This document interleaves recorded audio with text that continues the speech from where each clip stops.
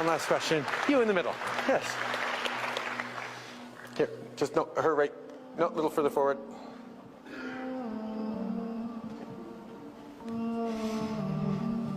Assalam Alaikum and good evening, Mr. Prime Minister. Alaikum salam. And respectable ladies and gentlemen. My name is Bushra Mughal and I'm doing PhD Electrical Engineering from Lakehead University under supervision of Dr. Salama Ikki. I'm an international student and my home country is Pakistan. Mr. Prime Minister, I actually don't have any question today, but I need to say something. And I would like to thank you very much for your truly kind words, support and gesture of love and acceptance and respect towards all the Muslims around the world after New Zealand massacre.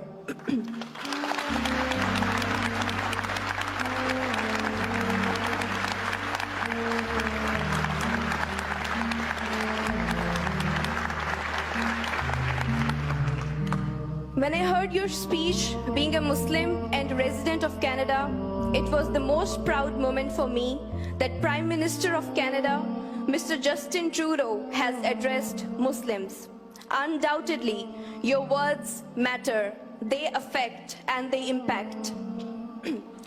Mr. Prime Minister, I thank you very much, and I must say in the end that because of the way you have addressed Muslim community in your speech, undoubtedly I feel more secure among all the countries in Canada right now. So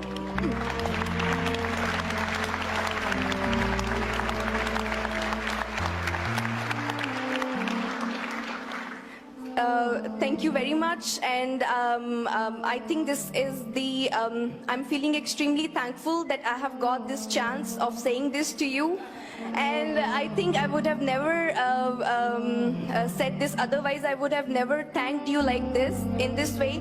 And my father, he is retired wing commander of Pakistan Air Force, and he has said me that I should deliver this message to you in behalf of him and our whole family and obviously whole Muslim community. Thank you very much. Thank you.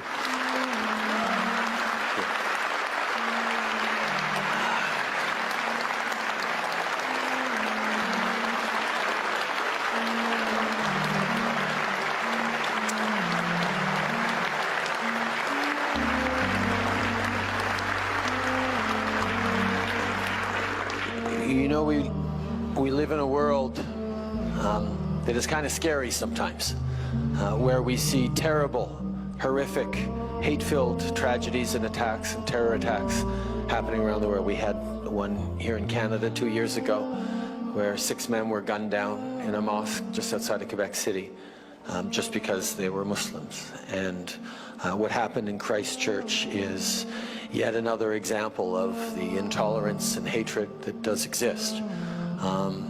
But at the same time, we know that those actions that we see and we reel at do not represent who we are, not just as Canadians, but as human beings.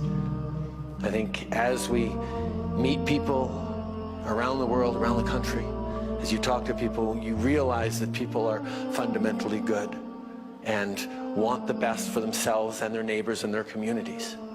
At the same time, we are in a time of transformation, of stress, of globalization, of economies changing, of people uncertain about their future, of tensions because of climate, because of resource depletion, because of economic gaps and knowledge and spread of information and misinformation and tools of hatred that are used on the internet in ways that we hadn't seen before, that can make a lot of people feel unsafe.